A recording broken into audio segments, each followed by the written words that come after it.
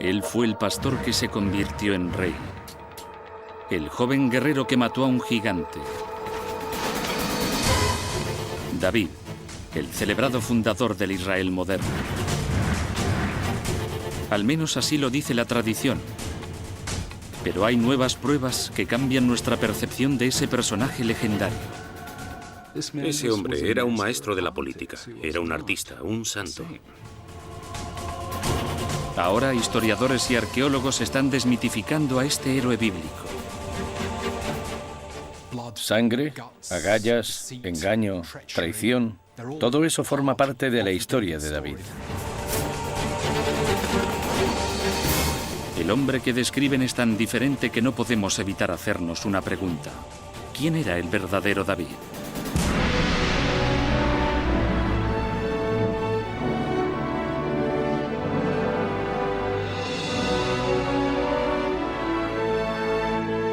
Misterios de la Biblia. David y Goliat.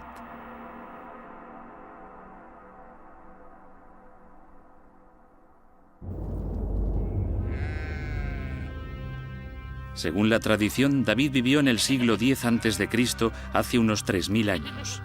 Se decía que era originario de Belén, el mismo pueblo donde 1000 años después nacería Jesús. Los acontecimientos de su vida se han convertido en material de leyenda. Cuando la gente piensa en David según la Biblia, lo primero que le viene a la mente es su batalla con Goliat. Puede que sus tropas se deslizaran por una red de aguas subterráneas para hacerse con Jerusalén y convertirla en su capital. Una de las cosas que más recordamos sobre David es que fue el personaje que unió la parte norte de Israel con la parte sur llamada Judá, que estaba bajo su firme control. Las unió para formar un estado único y poderoso, el Estado de Israel.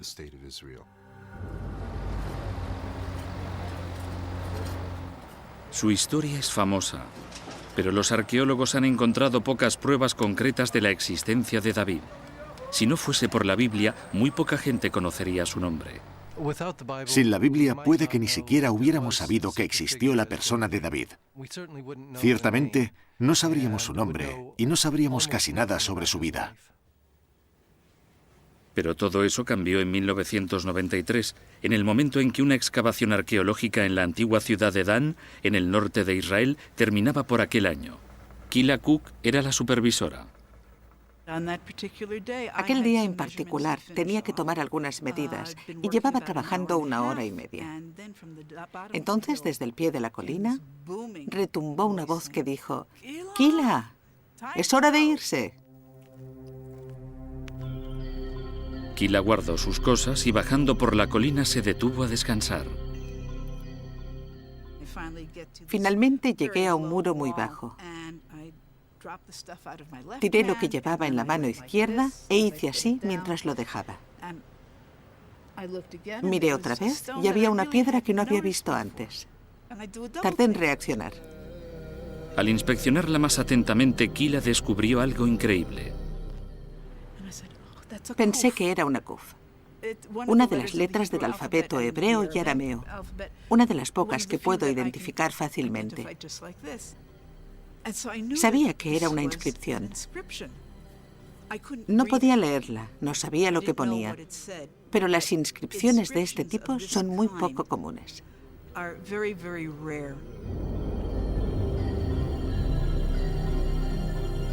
Lo que Kila había encontrado era uno de los descubrimientos arqueológicos más importantes del siglo. El momento en que lo encontré fue fenomenal. Era parte de un monumento que recordaba una victoria sobre los israelitas. Decía que el rey derrotado era de la casa de David, un descendiente de la familia real de David. Bueno, aquí tenemos Bit David, la casa de David. Y aquí tenemos Melech Israel, el rey de Israel. Los críticos llevan mucho tiempo afirmando que la historia bíblica de David es una leyenda creada por escribas hebreos. Pero para el estudioso bíblico Steve Mackenzie, esta inscripción lo cambia todo. Creo que fue importante porque indicó que cabía la probabilidad de que realmente hubiera una figura llamada David. Esto no nos dice nada sobre los detalles de su vida, pero sí que inclina la balanza a favor de la existencia histórica de David.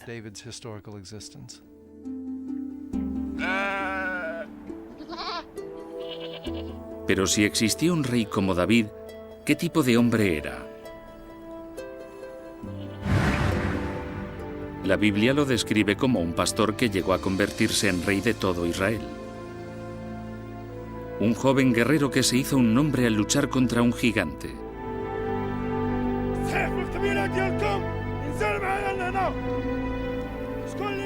Es una de las batallas más famosas de todos los tiempos.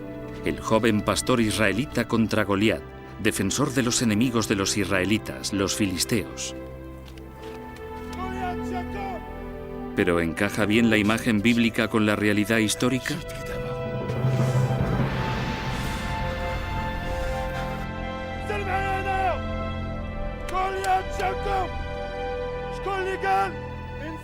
Los historiadores militares aceptan que el combate uno a uno entre guerreros era una táctica bélica habitual. El combate individual en las guerras antiguas era bastante común, especialmente antes de que dos ejércitos se unieran a la batalla. Los defensores de un lado se adelantaban y el mejor de los defensores de X se acercaba y desafiaba al defensor de Y. Según la descripción, el defensor de los filisteos, Goliat, va armado hasta los dientes, afirmación que encaja con las pruebas arqueológicas. Ross Boss lleva los últimos 20 años excavando la ciudad filistea de Ashkelon, en el sur de Palestina. En nuestras excavaciones encontramos algunos fragmentos de una cota de malla que suponen un ejemplo perfecto de cómo era este elemento protector. Y las escamas que tenemos aquí, por ejemplo, nos muestran que son piezas individuales de metal, con pequeños agujeros que pueden coserse y superponerse, y entonces coserse a un chaleco o una chaqueta de cuero para ofrecer una protección adicional. Con esa malla, no es sorprendente que el enfrentamiento se haya conocido históricamente como el emparejamiento descompensado por antonomasia. Pero ahora hay pruebas que indican que quizá David no era tan vulnerable e inexperto como sugiere la historia.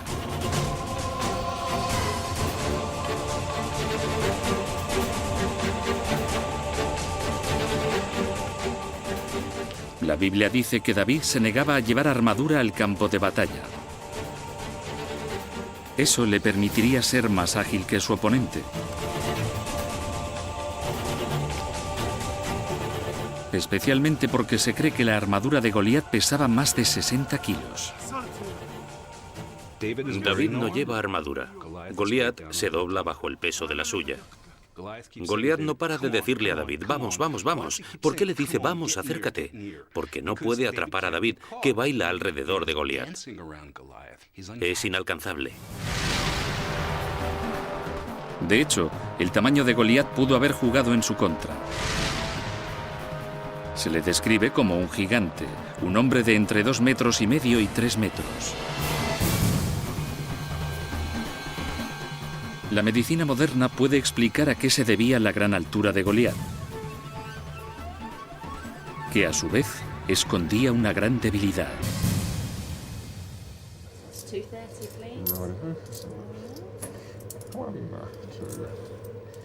Chris Greener es uno de los hombres más altos de Europa. Mide más de 2,30 metros.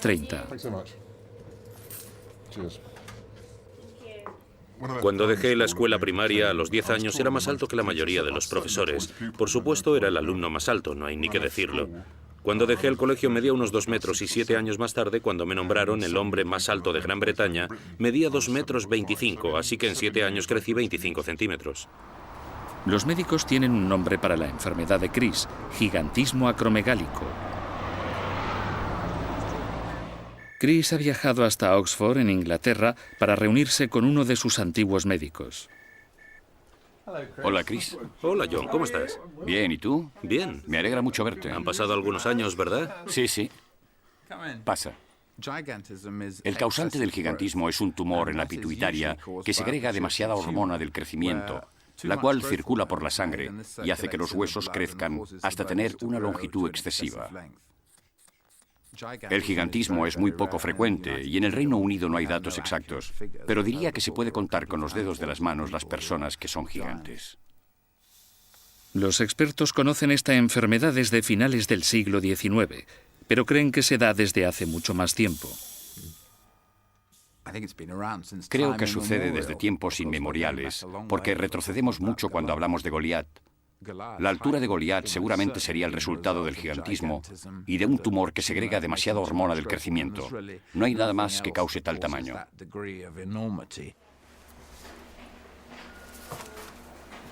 En la Biblia, el tamaño de Goliat le da una ventaja injusta sobre David. Los médicos creen que, de no tratarse, el gigantismo puede causar problemas. Cuando empezó, ¿tenías algunos problemas de visión? Veía doble. Con eso empezó todo hace más o menos 30 años. ¿Sabes por qué sucede eso, verdad? ¿Puedo enseñarte unas radiografías? Sí, claro.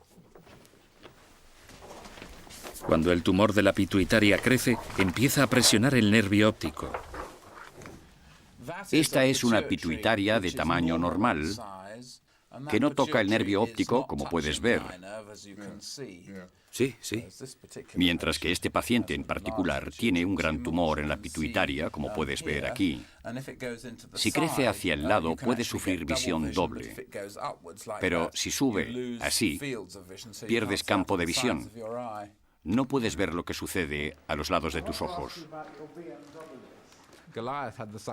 Goliat tenía una ventaja psicológica por su estatura, pero David era el que jugaba con ventaja porque, aunque David no lo supiera, Goliat probablemente tenía problemas con su campo de visión, lo que no solo le impediría ver bien, sino también moverse bien. David no solo tenía la ventaja de la movilidad contra Goliat. La Biblia dice que también era el portador de la armadura del rey. Ser el portador de la armadura de alguien importante como el rey o el hijo del rey era estar en una posición privilegiada y significaba que la persona tenía una capacidad militar considerable. No era todavía un guerrero de pies a cabeza, pero era aprendiz de guerrero.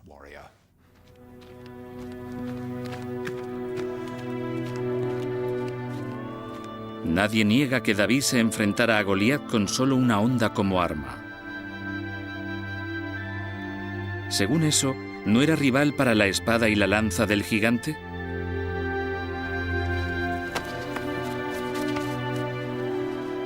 Las piedras de honda encontradas en los campos de batalla de Oriente Medio muestran que las hondas podían ser extremadamente peligrosas. Sabemos por la Biblia que David cogió un guijarro normal del suelo del valle en el que se enfrentó a Goliat. Pero en nuestras excavaciones hemos descubierto numerosas piedras de sílex convertidas en esferas y usadas exclusivamente como cargas para las hondas. Esto es sílex y, como podéis ver, se ha pulido para conseguir una forma esférica. Pesa bastante y gracias a la honda podría tener mucha velocidad y un gran impacto. De hecho, la honda era una de las armas más letales de la antigüedad.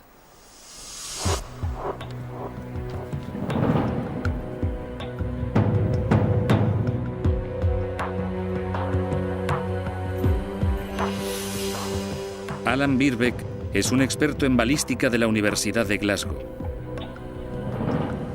Ha actuado como testigo experto ante el tribunal sobre heridas infligidas por armas. Él y su colega Ron Thompson han diseñado un experimento para comprobar la velocidad y la fuerza de la honda. Con una cámara de alta velocidad pueden medir la rapidez con la que se mueve la piedra. Bueno, lo preparamos usando esta pequeña cámara óptica de circuito cerrado conectada a un sistema de grabación digital que nos permite grabar a alta velocidad las imágenes entre los postes de 2 metros y calcular el daño que causaría el proyectil que llegara a su objetivo. Alan tiene que lanzar la piedra entre los 2 postes para que la cámara capture su vuelo.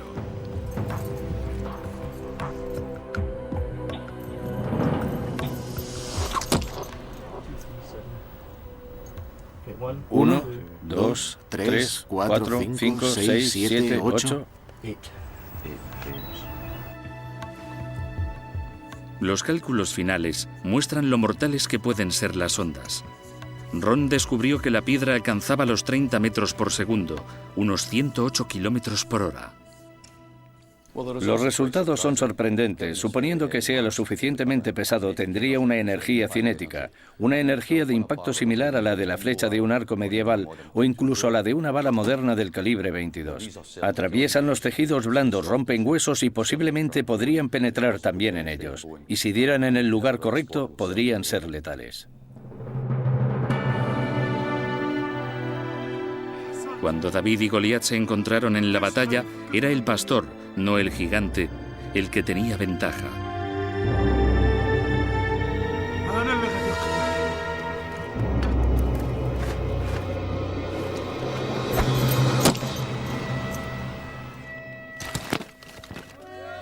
Con un solo golpe, David sale victorioso.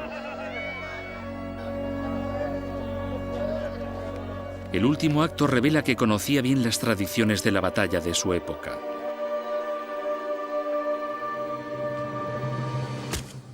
David tomó la cabeza y las armas de Goliat como trofeos por la derrota del enemigo. Los trofeos se cogían para enseñarlos y aterrorizar al enemigo para mostrar el poder de los que habían matado al otro.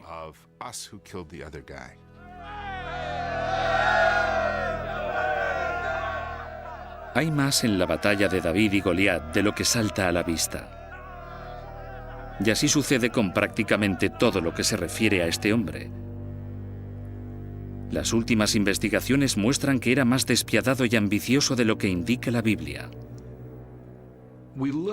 Normalmente vemos a David a través de la lente canonizadora de los milenios.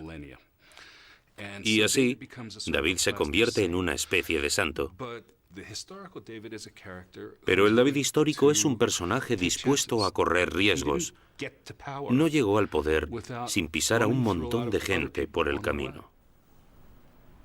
A fin de descubrir qué tipo de persona era en realidad, los estudiosos están interpretando las historias de manera revolucionaria. Han descubierto que la política moderna puede arrojar algo de luz sobre los acontecimientos bíblicos. La reputación de los políticos de hoy en día está dirigida por asesores que manipulan la información para convencernos de que aceptemos sus versiones de la verdad.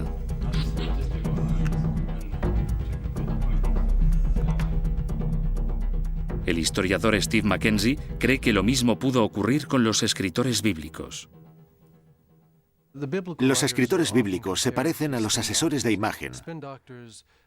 Estos dibujan una imagen, un retrato de un político, de sus palabras, ideas y motivos, y también controlan hasta cierto punto la publicación de la información.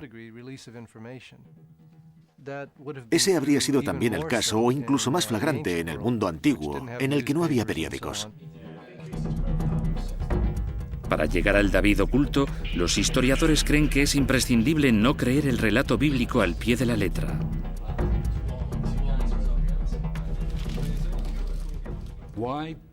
¿Por qué examinar de cerca el relato bíblico? Porque el relato que leemos es una interpretación, una historia, basada en una serie de acontecimientos que ocurrieron en el siglo X a.C. Soy historiador, y el trabajo del historiador es deshacer el entuerto. Con este método, los historiadores examinan bien las afirmaciones bíblicas sobre David. Una de las más famosas es que era un gran experto en música. Tocaba la lira, una arpa pequeña.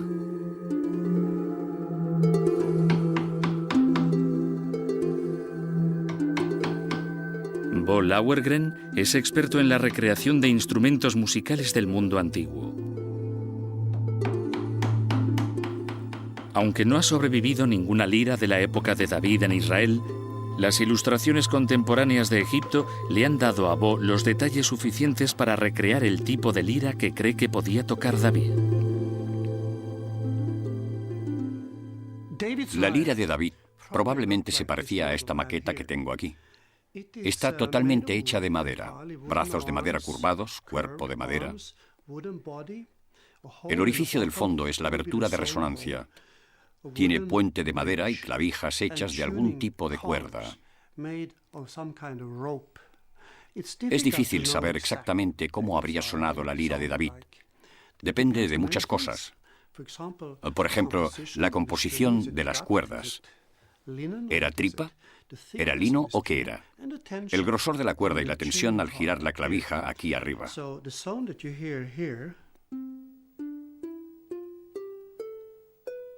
Así que el sonido que oís es probablemente muy similar al de la lira de David, pero no podemos estar seguros de que sea exactamente el mismo. La forma de tocar la lira de David ha modelado su legendaria imagen de héroe enamorado de la música. Pero algunos historiadores leen entre líneas el relato bíblico. Creen que la lira de David arroja algo de luz sobre su verdadera ambición: la política. En el año 1000 a.C., Israel no era un país unido. La Biblia dice que estaba dividido entre Judá, al sur, y una zona conocida como Israel, al norte. David vivía en el sur. Pero no se unieron para luchar contra su enemigo común, los filisteos.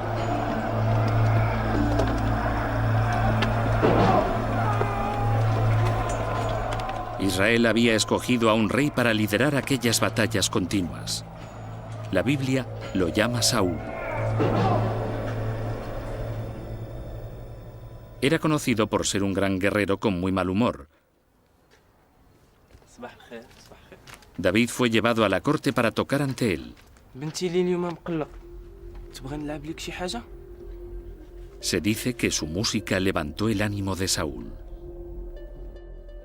Lo sabemos por la música de hoy en día.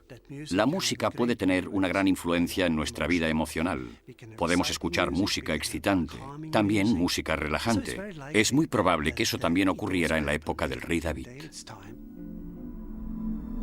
Pero lo que la Biblia no menciona es que la música de David le proporcionó grandes beneficios políticos. En la historia bíblica, las habilidades musicales de David lo llevan hasta la corte, y sus habilidades musicales son específicamente medicinales. Exorcizan los demonios de Saúl, curan a Saúl de lo que sea que lo tiene poseído. Esto le da cierto poder a David en la corte porque es indispensable para el rey. Claro que David no solo ganó poder con su música.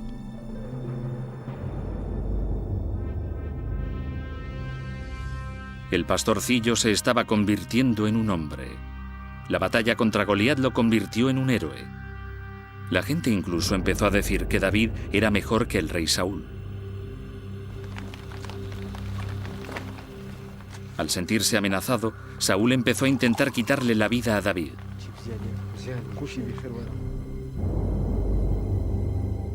Así que, según la Biblia, David huyó al sur de Israel, conocido entonces como Judá. En este punto, la Biblia describe a David como una víctima de la obsesión de Saúl. Pero la investigación moderna sugiere que usó su exilio para fines políticos. La Biblia dice que Saúl echó a David de la corte durante un ataque de celos. En realidad, debía de estar en el sur, organizando grupos de mercenarios y fuerzas irregulares para construir su base. Estaba allí para acumular dinero, poder e influencia. El hombre más poderoso de Judá en aquella época era el jefe de un clan llamado Nabal. Y en apenas unos años, David se había convertido en el gobernante indiscutible. La Biblia insiste en que David no hizo nada para provocar su subida al poder. Su única relación con el jefe del clan fue enviar una delegación de hombres a pedirle víveres.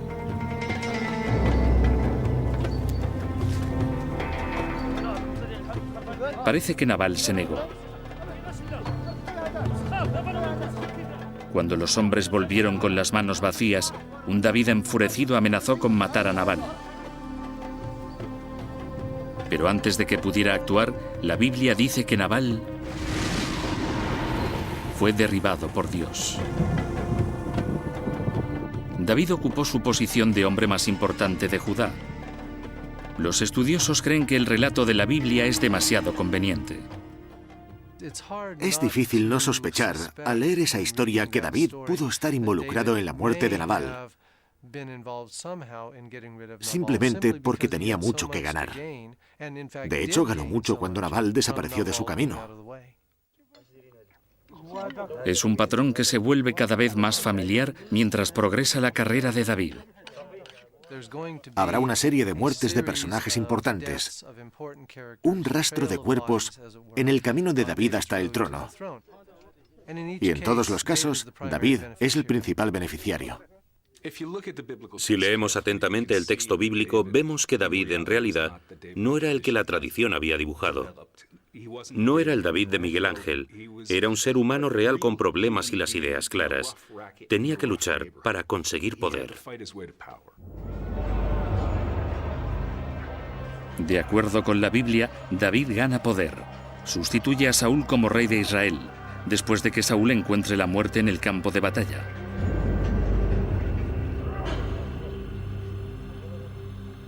La historia dice que David nunca desafió activamente el poder del rey, pero sus acciones sugieren otra cosa.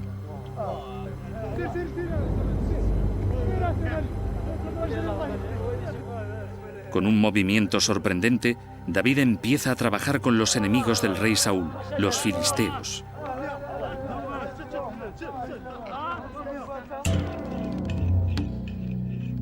La Biblia es inflexible en su relato y dice que David siguió fiel al rey. Pero unirse a los filisteos podía considerarse un acto de traición.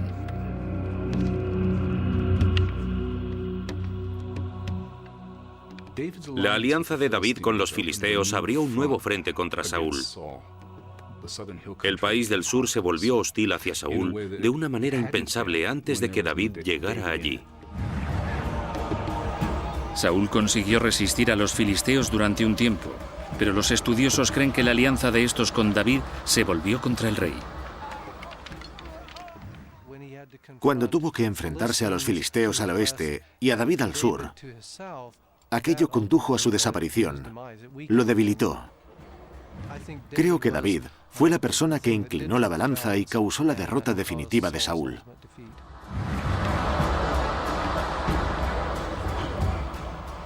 Tal y como convenía a David, Saúl murió en el campo de batalla y David lo sucedió en el trono.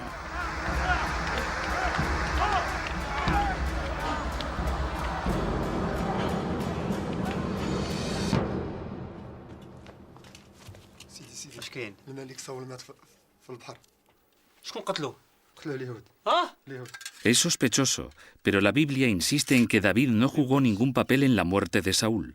Dice que David se mostró tan afectado al conocer la noticia que compuso un poema en memoria del rey. Pero los expertos se muestran escépticos sobre la autenticidad del dolor de David. David se lamenta por la muerte de Saúl, pero también se lamenta por la muerte de todos sus enemigos. Quizá compusiera aquel poema, pero si lo hizo, fue con un secreto regocijo, ya que fue él quien se quedó a recoger los restos. Las afirmaciones de la Biblia sobre la inocencia de David son tan frecuentes que muchos estudiosos creen que en realidad confirman la culpabilidad de David.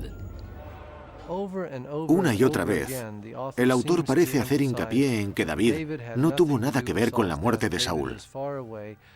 David está lejos cuando Saúl muere. ¿Por qué tanto énfasis en la inocencia de Saúl? A no ser que la verdad sea que estuvo involucrado de algún modo. La Biblia afirma que David no cometió una serie de asesinatos. Negar un asesinato podría ser un error. Negar 2 asesinatos, una coincidencia. Negar 8, 10 o 12 asesinatos es un patrón de comportamiento. No se niega algo de lo que no te acusan. Así pues, a David lo acusaban de cometer aquellos asesinatos. No me gusta decirlo, pero es cierto, la negación de la Biblia es casi un reconocimiento de culpa. Nunca sabremos el papel exacto que desempeñó David en la muerte de Saúl, pero lo que está claro es que David lo sucedió como gobernante de Israel.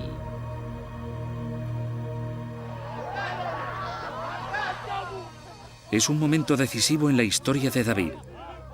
Es la primera vez que las tribus del norte y del sur son gobernadas por un solo rey.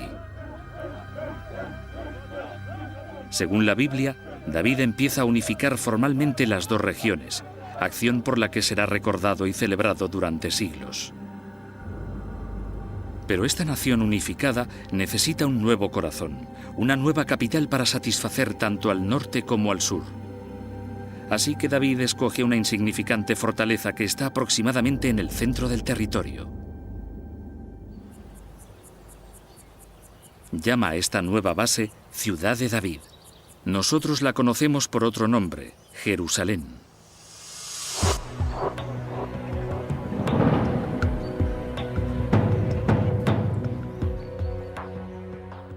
David podría haber escogido cualquiera de los pueblos cercanos a Jerusalén para gobernar desde allí, pero Jerusalén tenía las mejores ventajas defensivas. Era una zona en la que podía unir dos poblaciones, así que era una posición estratégica a la que aferrarse y desde la que trabajar. Pero la ciudad estaba bajo el control de un pueblo hostil, los jebuseos, lo que hizo que la conquista no fuera fácil. Jerusalén era un sitio bastante difícil de capturar. Una ciudadela alta, sólidos muros, defensores decididos. David estaba decidido a hacerse con ella, así que tenía que pensar en cómo entrar. Un bloqueo sería demasiado largo. Un ataque frontal costaría demasiados hombres y fuerzas y desmoralizaría a los israelitas. Así que David examinó el lugar y pensó en cómo entrar. ¿Había alguna manera de acceder a la ciudadela sin atacar las puertas?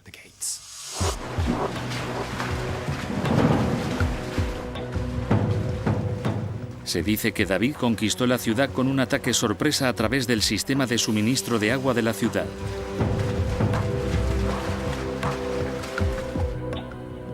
Luego la convirtió en una ciudad de gran esplendor. Pero hay un problema en la versión tradicional de los acontecimientos. Hasta el siglo XIX no se había descubierto ninguna prueba de la existencia de ningún sistema de aguas.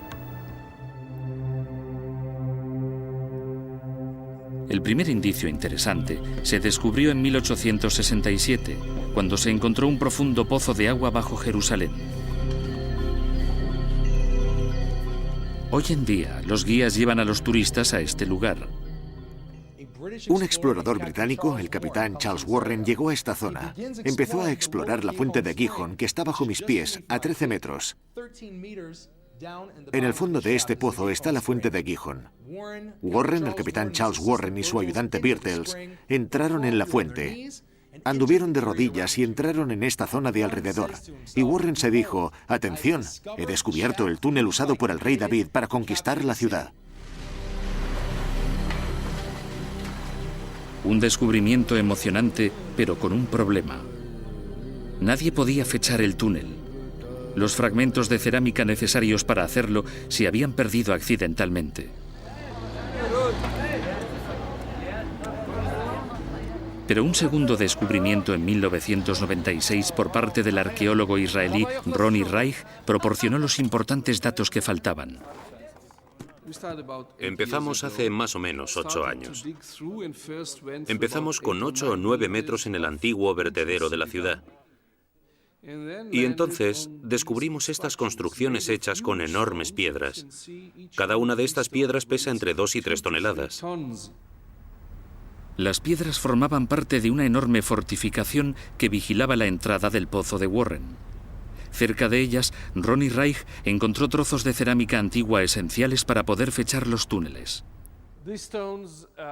Estas piedras se encuentran junto a suelos y trozos de cerámica, y gracias a la cerámica podemos fecharlos a mediados de la Edad de Bronce, hace unos 3.800 años. Eso fue en el año 1800 a.C. lo que demuestra que el sistema de canalización existía mucho antes del siglo X a.C., cuando vivió David. El descubrimiento encajaba con la historia que narraba que David y sus hombres entraron en Jerusalén a través de estos túneles. Si alguien en la antigüedad podía trepar por estos muros de roca, que son muy inclinados, muy lisos y muy altos, era un posible candidato para entrar. El método de ataque habría ido en consonancia con las tácticas militares de la época. Sucedió en otros lugares del mundo antiguo. La gente entraba en las ciudades a través de canales de agua, de acueductos. Es una buena manera de acceder a una ciudad, así que es una historia completamente creíble. El rey David y sus tropas entran en la fuente de Gihón, abajo, donde vadean el agua y corren por ella mientras conquistan la ciudad. Trepan por un pozo vertical hasta el túnel en el que estamos ahora y corren por el último tramo de escaleras hasta meterse en medio de la ciudad enemiga. Van a buscar a los guardianes de las puertas.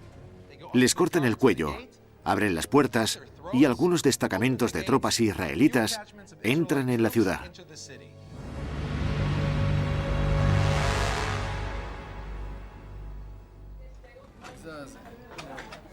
David pudo conquistar Jerusalén, como dice la tradición, pero la afirmación de que construyó un palacio es mucho más difícil de demostrar. A pesar de excavar durante más de 100 años, los arqueólogos han encontrado pocas cosas, pero puede que haya una buena razón para ello. Cuando pensamos en un palacio, lo que tenemos en mente es algo como el Palacio de Buckingham en Londres. Aquí nunca se construyó nada de ese tipo. Desde luego, al menos no en relación con el rey David. Me imagino que si construyó su palacio aquí, no era más grande que una casa individual. En lugar de vivir lujosamente en un gran palacio, David pudo haber preferido una morada más humilde, típica de un pueblo o aldea pobre. Ronnie Reich cree que los escritores de la Biblia le atribuyeron más al reino de David de lo que realmente consiguió. Cuando escribes un texto, no hay límite para tu imaginación. Puedes describir lo que quieras. Así que hay una contradicción entre el texto y lo que realmente se creó.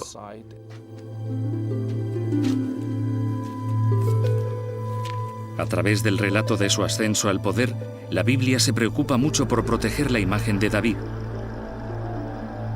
Pero en cuanto llega a Jerusalén y se convierte en el rey de un Israel unificado, el tono cambia. Por primera vez, la Biblia habla con gran franqueza de un grave escándalo.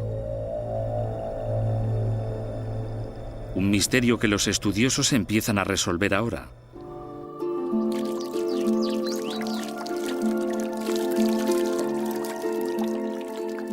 Una de las fuentes bíblicas de la historia de David relata un descarado abuso de poder en el que se ve involucrada una mujer llamada Betsabé. David está en la cumbre de su poder. Una noche está en los muros del palacio. Mira hacia afuera y allí, debajo de él, hay una hermosa mujer, Betsabé, tomando su baño de la tarde.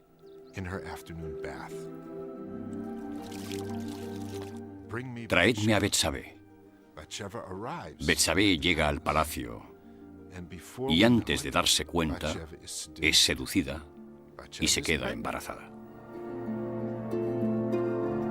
Por desgracia, Betsabé estaba casada. Y en la época de David, el adulterio era un crimen con graves consecuencias. No solo David está en una situación incierta a causa de su adulterio con Betsabé. Betsabé también lo está.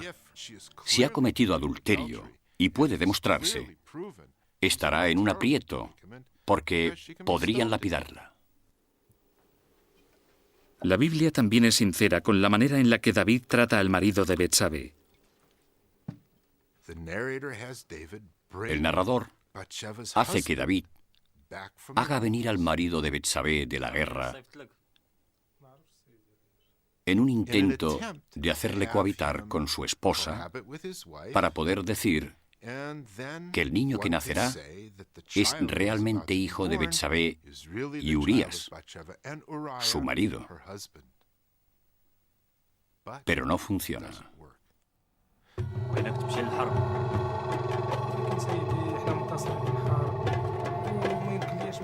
Urías se niega a acostarse con Betsabé mientras sus tropas están en el campo de batalla.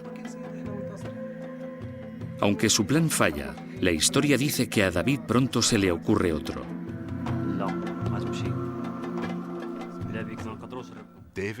David envía a Urías de vuelta con sus tropas con una carta para los oficiales en la que pide que pongan a Urías en la primera línea de batalla para estar seguro de que morirá en la batalla, cosa que ocurre.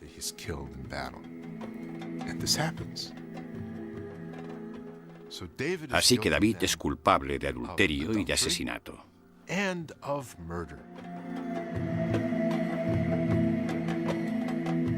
Tras haberse esforzado tanto para construir el personaje de David, es sorprendente que los escritores de la Biblia revelaran entonces sus defectos.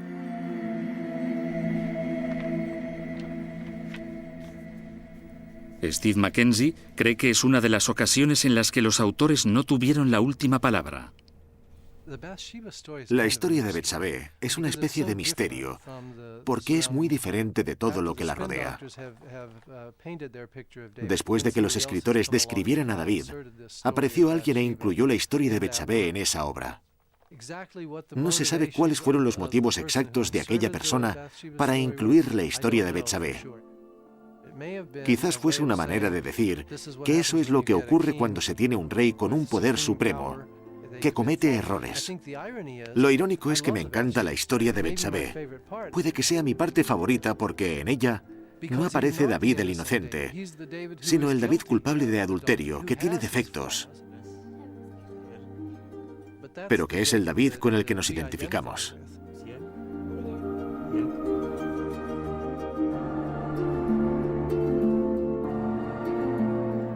Quizá los escritores de la Biblia creyeran que la reputación de David podía suponer un pequeño escándalo.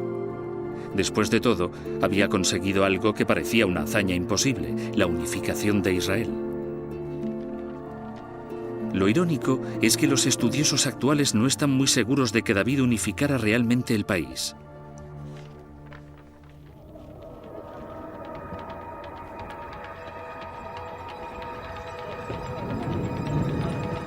El incidente que hace dudar más del logro de David es una revuelta.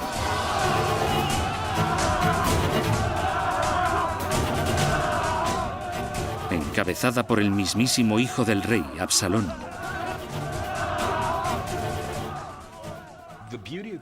La belleza de la revuelta de Absalón en términos históricos es que demuestra que David era muy poco popular. Toda la población de Judá se alzó contra él. Odiaban a aquel hombre. Lo odiaban muchísimo.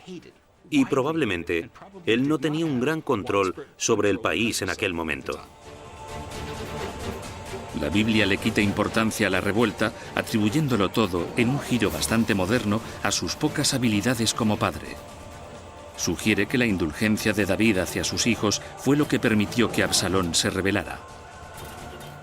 Creo que los escritores usan ese elemento para crear un retrato de David como persona amable, que es demasiado buena para hacerle daño a nadie, y que, por supuesto, no haría daño a su propio hijo. La imagen de un David amable hace sospechar a algunos estudiosos, porque cuando la revuelta cesa, Absalón es asesinado en el campo de batalla. La razón por la que, llegados a ese punto, me entran sospechas es porque tenemos el mismo patrón que con algunos de los personajes que se habían metido en el camino de David.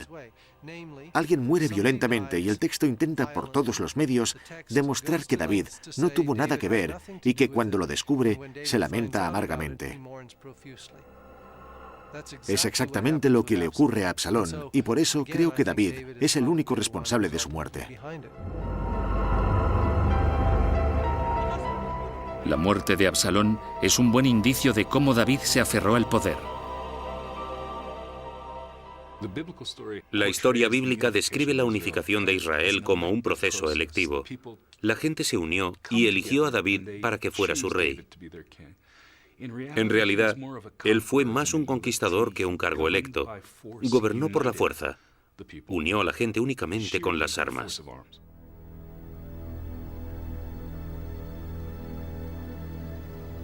Así que el reino unificado de David no fue una época dorada, al fin y al cabo. Pero puede que la unificación solucione uno de los grandes misterios de esta historia. ¿Qué condujo a los escritores bíblicos a dibujar una imagen tan brillante de David y su reino? La historia de Israel es muy larga y cambiante. Así que en el momento en que el cronista escribió aquello, Israel ya no era una nación unida. Los poderes extranjeros la habían dividido. Y el cronista escribe para intentar unir a la gente que afirma ser israelita, unirla bajo una nación. Ahí es donde David se convierte en una especie de modelo. Eso es lo que queremos ser. Lo que fuimos una vez. Un pueblo unido bajo un solo gobernante, sirviendo a nuestro Dios. David murió tras 40 años como rey, dejando a su hijo Salomón como heredero del trono. Mientras el David bíblico es un héroe que unificó Israel, el David histórico resulta ser una figura muy diferente. El David de la tradición es un santo. El David de la historia era mucho más humano. Gobernó aterrorizando a su pueblo porque estaba cerca de ser un rey occidental. Y ningún rey occidental aguantaba mucho en el trono si no empleaba la fuerza. Es una imagen de David que encaja mejor con la realidad del mundo antiguo. Y no está muy lejos de nuestra propia época. En gran medida vemos, gracias al David histórico, que los humanos no han cambiado a lo largo de milenios. Todavía intentamos resolver los mismos problemas y aún luchamos por los mismos asuntos, y uno de ellos es la gente que se hace con el poder, se aferra a él y está dispuesta a llegar muy lejos.